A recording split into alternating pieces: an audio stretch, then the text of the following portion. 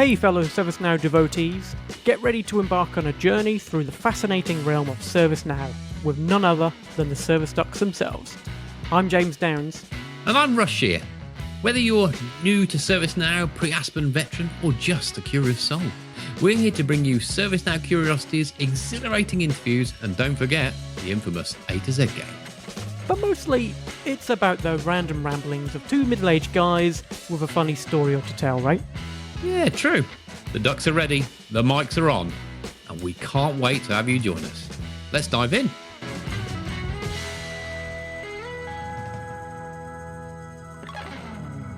Hello and welcome back to the Service Ducks podcast. We're here today with Russ and James as usual.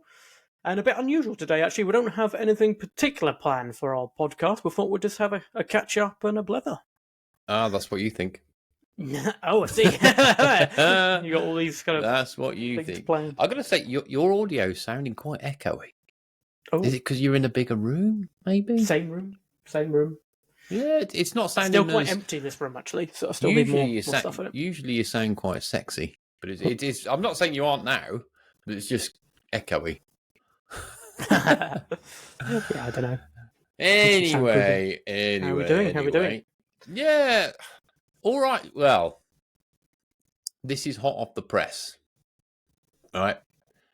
Let's just get the whole running and marathon training thing out of the way, because we're going to talk about it, right? And everyone's going to think, oh God, yeah, they're going to talk about that again. Yes, we are. Yeah, that's what you're here for. So let me give you a bit of an update in that. So yes, please. That's what we're here for.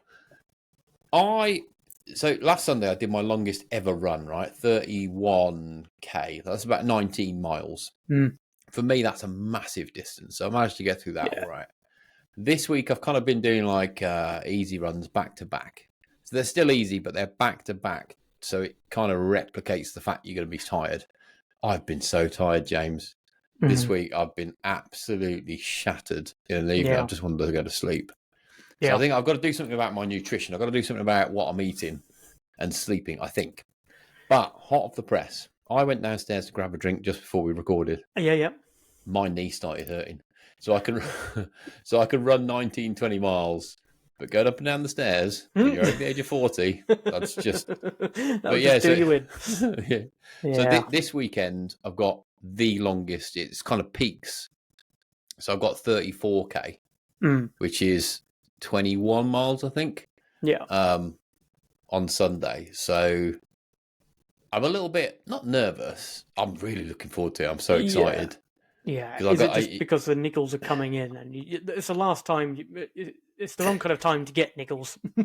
It's the wrong time to get a knee pain as you're walking up the stairs, let's face it. Yeah. But I'm looking forward to it because I'm going to attempt to try out what I'm eating the night before.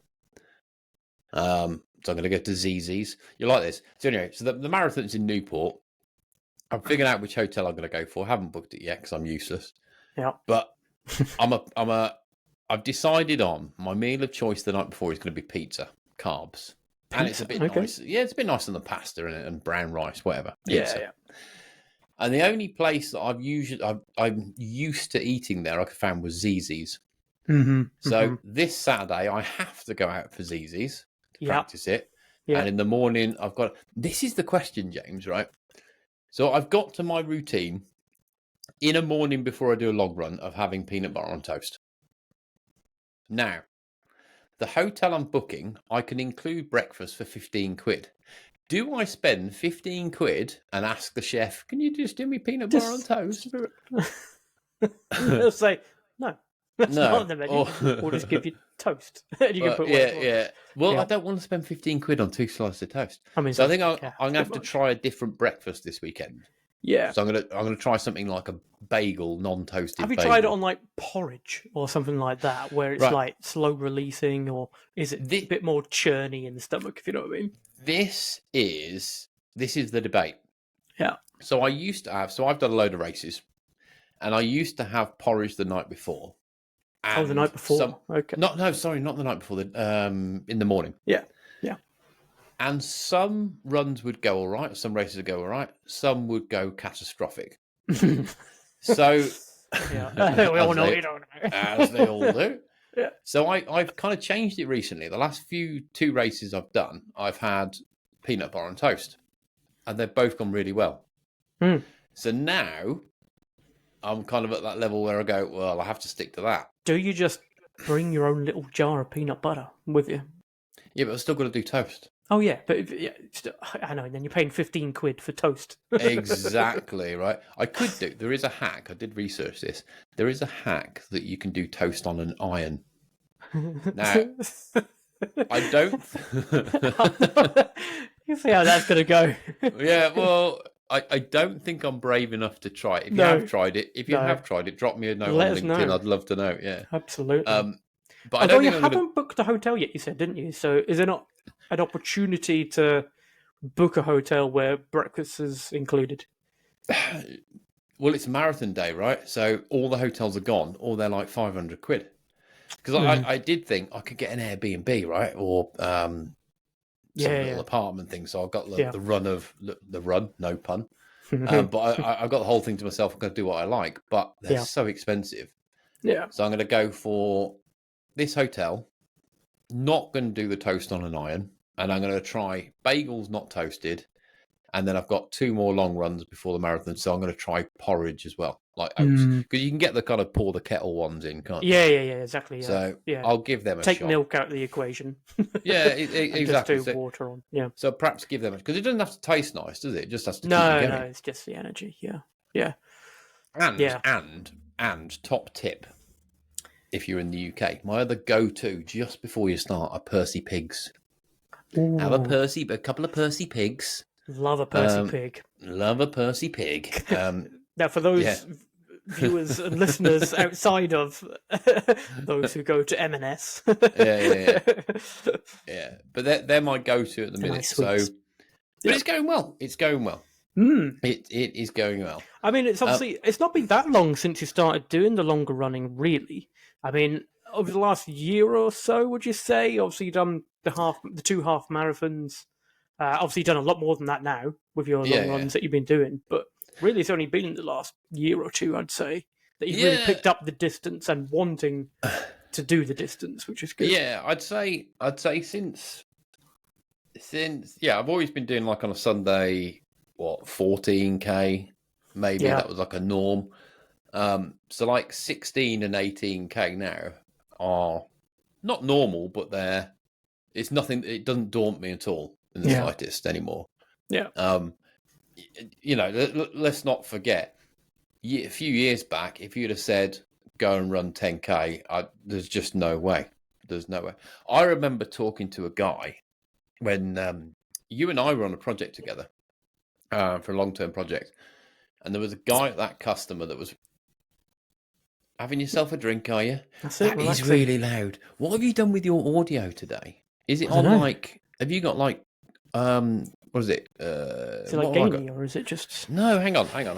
It's got like a cardioid or something else where it kind of only takes your input from here or all around. You might have that turned on. We'll have to put it through Adobe.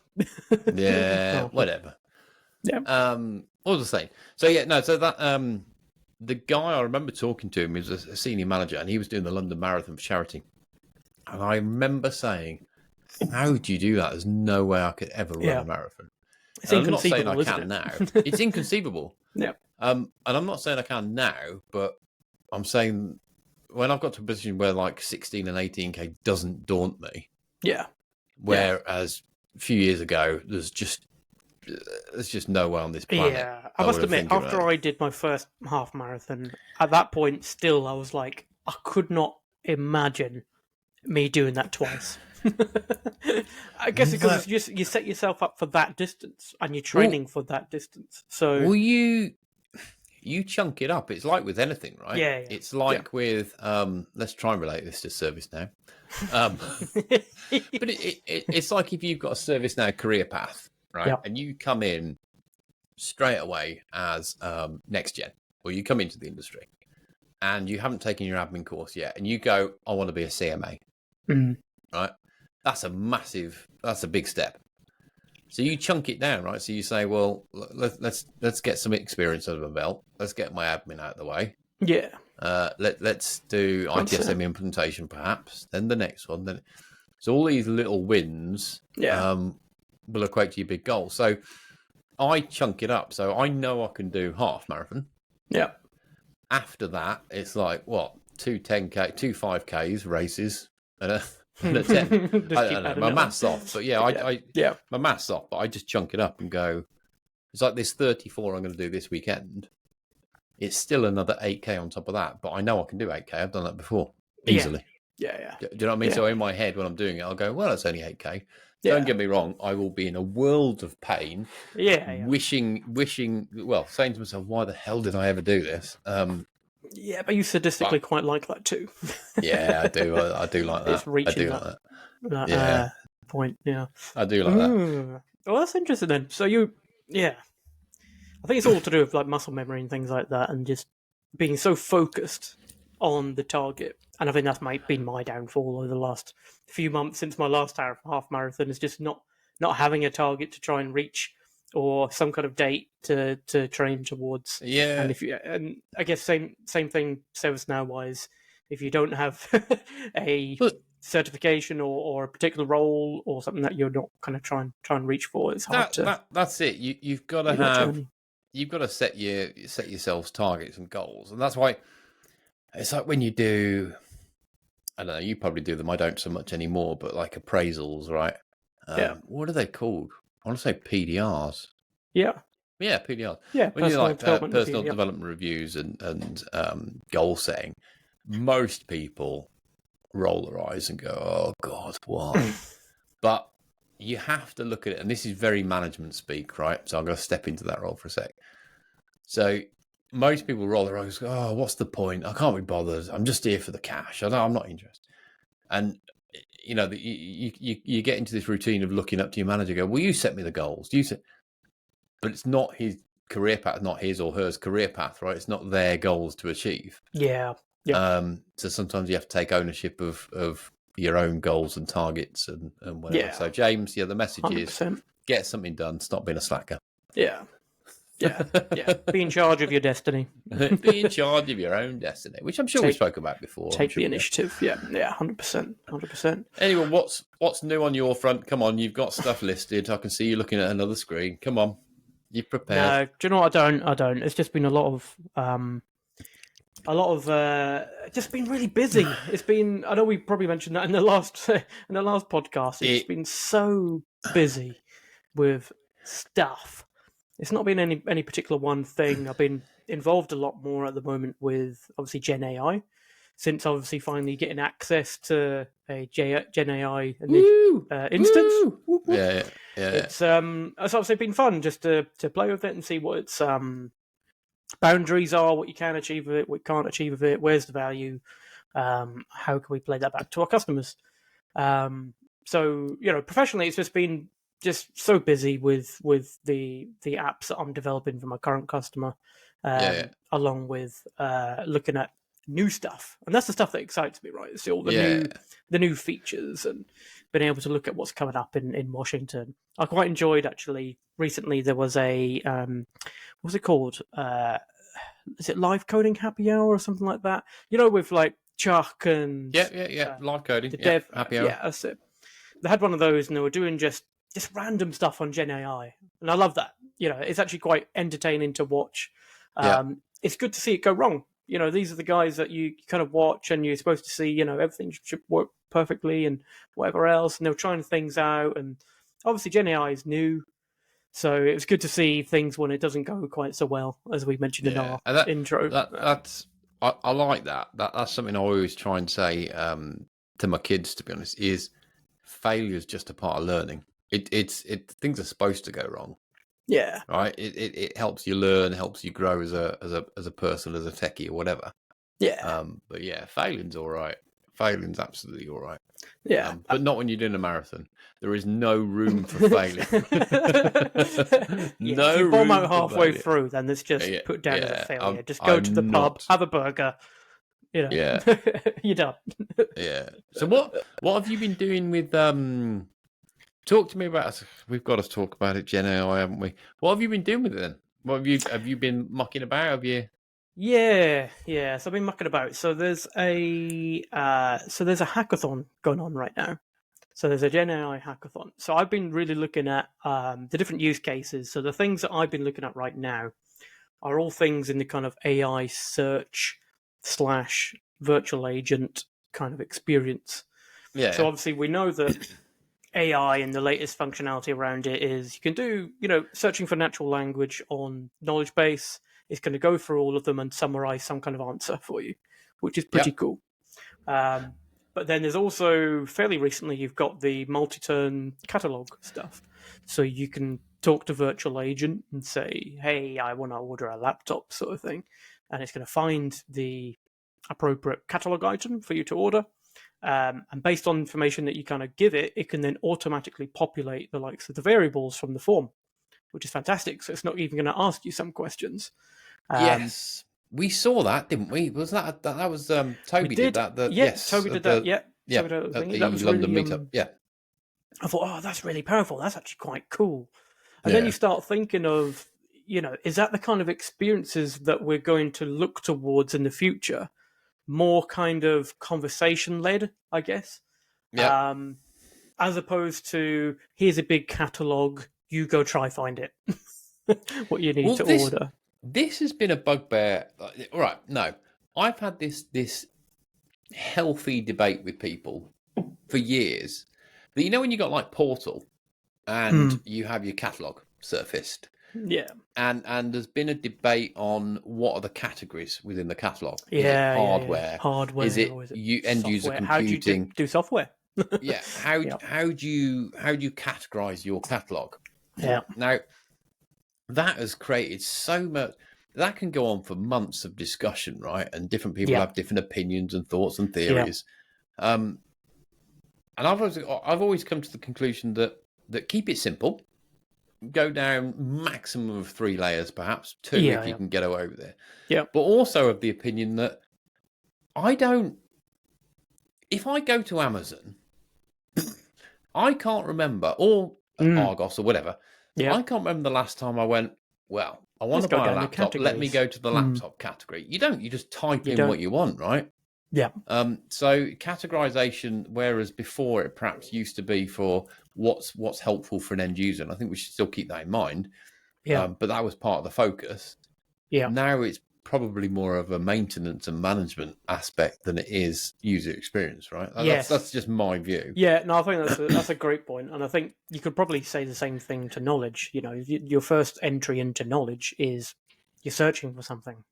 Yes. It's not let's go down into this one and this one. Where do you think it might be? You know what I mean? Yeah, exactly. Yeah. Obviously, it helps to maybe filter down. Perhaps it's like if you were to get lots of results from different. It could be multiple catalogs that you have in a portal, or it could be multiple categories, which make more sense to get better results. But then Yeah. with Gen AI, where it can then detect your intent through your words and the verbiage that I love that word, verbiage, that you're Verbiage. Yeah. using, then it should be able to find the answer. It should be fine. Yeah, Yeah. it's exactly this one. Yeah. And it's just interesting to me. Just the accuracy is an interesting question with it at the moment. It's like, how valuable is it? We all know Gen AI is expensive, and what you don't want to get Yeah. is this experience that shock. Um, we don't want to get this experience where you're searching for something, then it's like, oh yeah, I can't find it. Yeah. Or let's just redirect you towards the catalog search screen or something else because I don't know what you're talking about. It needs to be useful. It needs to be accurate for organizations to jump on board and start using it. And that's where I'm just trying to find that at the moment. It's like, where are you going to get immediate value from it? And where is things that, okay, it's good for now, but it's going to be better in the future? So are you looking at your capacity in your role at the minute? Are you looking at Gen AI in terms of what realistic aspects can customers consume, and what does that roadmap look like? Yeah, Or exactly. are you getting customers that are coming to you saying, "I want to," because this is quite common, right?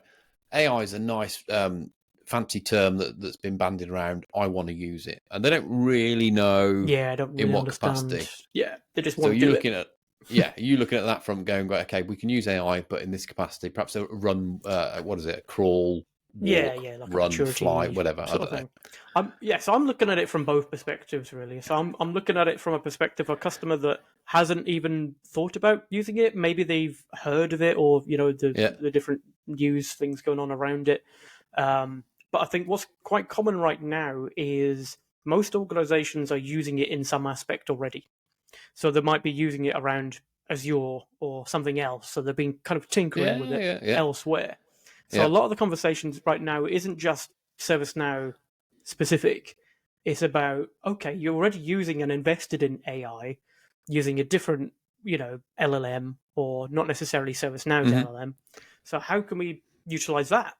It's not just a case of, they've already invested in it. So what's the options around custom Are you integrations? are you seeing are you seeing customers that are standing up teams specifically to look at AI? I Yeah. haven't come across that yet, but I'm Yeah. betting It's that's the starting case, to right? go that way. I think a lot of it's kind of driven from like CIO level, and the kind of personas we've been talking to is platform owner and Yeah, that sort of people who are because just like, oh, we've got a general interest. They don't necessarily have dedicated teams for it. It might be just an amalgamation of different you teams of think people. that it has to go that way, though, right? Because Yeah, oh, you think 100%. it has to come from a strategic level, Yeah, and it's something that we've known for quite a few months, years, whatever. yeah, That it's not going anywhere, so you need to embrace it, yeah, and it's definitely going to be a strategic at a strategic level and function level. yeah, So we got hosting teams, right? You get network teams, you get service desks, you get request fulfillment teams. There has to be yeah. There an has to be overarching this. company AI teams, Uh, surely. exactly, like AI and automation, perhaps. Um, Yes. Usually, them sorts of things kind of fit in with certain like application teams or something. But this is Yeah. definitely, I agree. I think this is definitely separate. They almost need to kind of look at it as a like holistically, Yes. as an I like that word. investment Good word. portfolio. Yeah. Holistic. Yeah. So these are the interesting conversations going on at the moment. It's just understanding because you have to see what's actually going on out there. Yeah. Not just with ServiceNow. You're starting to then understand what other AI things are happening. So I know we were talking previously to like the likes of Scott Gamble about some other events that's going on. Yeah. And it's like maybe we should start to go into them things. What else is going on in the AI space that we can Yeah. actually learn from and start to integrate Yeah. in And with then ServiceNow. and how that works from a kind of an A governance organizational and level with I was just about to yeah, say governance with security because that's going to have a massive I think that's impact. still a big thing. Yeah, But yeah, it's something that you know what it's like unless you're on I don't know a change management implementation program. You don't get to discuss much about change management yeah, in our working lives, if you know what I mean. So AI for me or Gen AI for me at the minute is not something we're talking about in my daily work life. So it's interesting to have these conversations, and I like these because you just kind of set the world to rights, don't you? And have a bit of a debate. yeah, But yeah. yeah, it's good. What else have you been doing? What's coming up? Anything interesting? Well, next week going to Disneyland Paris. That should be good. So on Woo! a personal level. So yeah, looking forward to Have you? Please tell me you have. Have you got that. like Oh matching outfits for one day? no. For the You kids, have. yes. Oh, you haven't got a t-shirt or anything. No, do you know what we did that shop right? So we went into a few different shops, Primark and like Yeah, Asda of and things course. like that, where they Yeah, got yeah, like the Disney sections, haven't they? yeah. And the question was asked, let's put it that way, about, oh, do you want a Mickey Mouse t-shirt or or a hoodie or something? I was Mate, like, no, have you? not really. I can't remember I can't remember what you said last time, but have you been before? I haven't. This will be my Right. first time. So you are going to. Yeah. There are families that will walk around with all the same clothes on. Yeah. I'm not going to lie. I had a matching t-shirt. It wasn't instigated by me. Let's put it that way. I Yeah, embraced it because it's yeah, the norm, right? Yeah. And you have to set aside yourself at least 300 quid to buy some Mickey Mouse ears. As I say, they're fairly expensive, aren't they? They are, but top tip, we've almost pre-bought them. I was just about to say, if you can buy them before you go, you're going to save yourself a lot of money. Yeah. Right? That's what we've done. That's what we've done anyway. And quash the kids from going, oh, well, I want these. Literally stop that before it happens. Yeah, I think I see like 55 to 60 euros. It's like, no, we're not doing that. And you need to, I would say, allocate some money. Tell the kids before you go, you've got this to spend across the X days. When it's gone, it's gone. Yeah. Otherwise, because on the main street, they've got shops. Your logo and food. Well, our budget would have been blown on food. Oh, I'll give you a top tip in a sec. But the main street has got shops either side, left and right. It's the same in America. And you can walk through. There's loads of different shops, but you can walk through them all. Right? Oh, yeah. And that's a nightmare for any parent because you literally walk through and it's just a field of meltdowns. Go through and do kid crying bingo. How many can you see? They're crying on the floor because they're not allowed stuff. In terms of food, though, have you booked up places to eat? We haven't booked up places. Still unsure what we're going to do, to be honest. I think we're just going to look and see, like go to the little snack huts as opposed to... Yeah, so you'll be able to get snack stuff. Yeah. There's a Mackie D's. When you come out, there's a McDonald's, which is horrifically busy. I can imagine. But they do, when I went, they did like a triple cheeseburger. Oh, it was delightful. Yeah. It was so nice. But there's also there's like a rodeo one. That's just outside. You can book to go in and watch like a rodeo going on while you're eating. Never did it, but you can do that. But yeah, if you're going to do something, if you want to eat out in the evening, book it now. Otherwise, there'll be no spaces at all. There'll be nothing. Yeah, there'll be nothing. But yeah, I think we went out a few times actually. We were thinking of like filling our boots at breakfast and just bringing snacks in. Have you got the package where you've got like a free breakfasty type room where you can grab stuff? Yeah. Fill up on pastries. Take the pastries with you. Yeah. And then that'll at least cover you through till lunchtime. Do you know what I mean? Yeah, exactly. Then it's just the main dinner, which But yeah, good stuff. You'll really like it though, man. You'll really like it. It'll be interesting for you. Yes, so should be good. So I haven't really necessarily got anything planned. Well, I have today.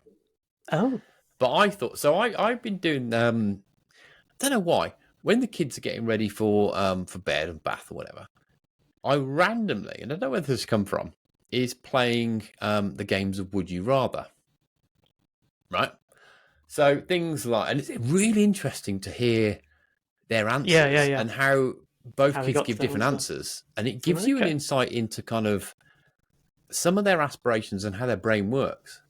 So it's things like, would you rather be, I don't know, things like beautiful and stupid or clever and ugly, right? Yeah. The one kid that you think could answer a certain way doesn't. Really? Well, have you thought about that? Yeah. There's loads of random questions and silly ones as well. Yeah.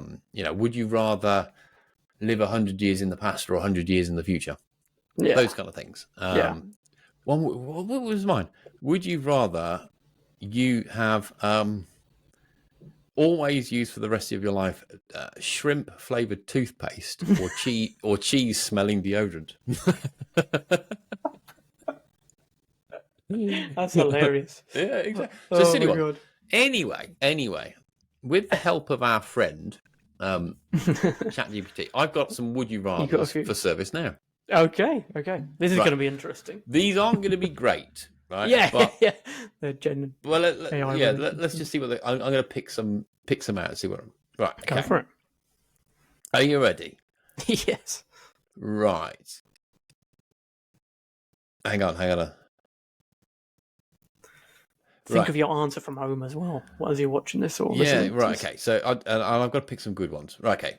Would you rather implement ServiceNow's virtual agent for automated self-service support or invest more in human support resources for personalized assistance? Okay. all right, so human versus bot, basically. Yes. Surely that's an easy one. That's an easy one. You'd 100% go with robots. You'd go. You'd want to. This is really topical because I think a lot when you talk about value with ServiceNow is in automation and the ability for you not necessarily to have humans there at the end of a phone or at the end of a self-service request.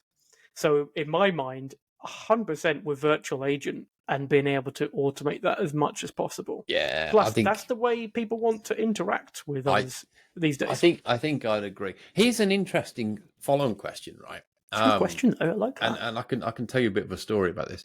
But if you were to ask your kids, or let's go with that for now, what a robot is, what do you think they'd say? Good question. They'd probably refer to like a toy or something. Yeah, and just kind of yeah. So interesting story. So one of mine, we were coming back from a club that they do. They do lots of clubs, and it was dark at night, and he kept looking behind him all the time. And I was like, "What's the matter?" And he's like, "Oh, nothing," and just wouldn't tell me, right? And then in the evening, struggled to sleep, woke up crying a few times, and was a bit scared. Anyway, transpires that one of his friends had seen something on YouTube about a robot. It was an animation, a robot not being nice to a human, right? And told him about this. Right. So my son had this impression that there were robots out running round, right, looking to harm humans. Oh, no. And I kind of had to have that conversation with him. He was ever so upset. But I had to kind of explain that robots aren't necessarily physical things, right? They're not. When people say robots, it's not. So your mate that may have seen it, it wasn't necessarily. It could have been a bit of software. It could have been a bit of hardware. It's a term, right? Yeah. But yeah, it's interesting because you don't really think about it. And I spoke to my mother about this as well. I said, "What do you think a robot is?" And she was like, "Well, actually, now I think about it, on like websites, you got 'I am not a robot,' and you do all that capture thing, and inevitably we all fail because clearly we are robots because we can never pick the traffic light, right?" Yeah. But anyway, yeah. So yeah, it's it's really interesting, though, actually. Yeah. So ask them. Do they know what a robot is? Right. Okay. Let me pick another one. Ooh, would you rather invest in predictive intelligent capabilities for proactive? I'm not even going to read that. That's a stupid question. But would you rather have unlimited custom capabilities in ServiceNow, but no out-of-the-box functionalities? So nothing's all custom. Oh, right. Okay. Just purely custom. Okay. Or, can you hear my cat snoring? No. Right. Or, Jesus. That's loud. Or robust out-of-the-box functionalities with limited customization. So we're going for, would you rather have a platform that's all customized or a platform with nothing customized? I mean, the inner kind of like developer in me says, I love building stuff and I'd love the unlimited capabilities. If licensing was out the question as well, presumably as well, with like App Engine licenses and whatever else, we're saying you have access to everything. It's really easy to build stuff. You can start building your own capabilities. Essentially how ServiceNow was marketed years ago. It's so customizable. You can build what you want. Yeah. Oh, actually, that's not the right way to go. But obviously the answer is not that. The answer is to be able to utilize what ServiceNow has built and the ongoing updates that it brings. Yeah, because they're right, you're learning from just your own perspective. They're learning from hundreds of customers or thousands of customers who have all kind of fed back, and there's a community feeding back into this improvement of ServiceNow. So why not rely on them and not yourselves to maintain custom apps? Yeah. I think there's the sensible answer, and then there's the fun answer. I'd love to be able to, fun to do. That should absolutely be an offering, though. It's like, here is a blank slate. Here's just a platform. You think? You develop what you want. Maybe that could be like completely separate offering. Watch this space. Right. It kind of is App Engine Studio, isn't it? Yeah, that's true. Yeah. I think we got time for one more. These are good questions. I'm enjoying Let me pick it. There's 10 of them. I'm just looking at a good one. No. Ooh. No, that's a bad one. Would you... here we go. This got a juicy one. You ready? Yeah, Would you rather prioritize ServiceNow platform upgrades for enhanced security or prioritize them for new functionalities and user experience? Well, maybe it depends what kind of organization you are. If you're one that's heavily guarded by regulation and compliance, then you'd have to go security. But I'm all about the new functionality, baby. Yeah, well, it's interesting, isn't it? Because on the one hand, you'd say new functionality, it's more fun, right? It's more fun. Users will appreciate it more. That's the first thing that comes out your mouth. If there's a customer that's come to you and says, "Well, why should we go to Washington?" Yeah, my first thing that comes to my mind is not security. It's that's look true. at this new stuff that you could do. Look at how much this could benefit you. Surely you'd get more value from upgrading for features rather than... I guess it's a sales pitch, isn't it? It's like, why should we upgrade? Oh, look at all this new stuff you can get, or improvements to what you've already got that makes the user experience better. There's always that focus. Yeah, you're right. I'm just thinking, I can't remember a time where I've said, I guess if it's on your like tech debt radar, or if it's a requirement that, I don't know, we need more security hardening and this new upgrade gives us that, then fair enough. Yeah, I mean, there's always that little segment, isn't there, in like the release where it's like, oh yeah, and here's our additional security stuff that we put in. So it's there, but it's like, great. So what you're saying? Would you rather security or new funky features? I'm saying funky features. Funky features. I think I'll go with that because it's more fun. Let's go with that. It's more fun. These are great questions. Yeah, well, there's some more, but I think in the interest of time and you know, to give people some time back in their lives, I think we'll park it there. We might do this again though. Let's see what else we can come up with. Get your answers in. Definitely. If you disagree with us, let us know as well. I think the really interesting one for me was the first question around humans versus bots. You know, there'll be some people out there, and you know it, who will say about this kind of more human-centric service desks and things like that. It's better to just talk to people. Yeah, maybe. Are there some people out there that still think like that? I'll see what we should do. Next time we have a guest, we'll replace James's stupid, idiotic question to pointless question. Pointless. Yeah. To one of these, would you have find a good would you rather? Let's do that. Yes. Let's do that. Put a poll out as well afterwards. Yeah. And I will tell anyone that's listening, remind me of that because my memory's awful and I'll forget all about it.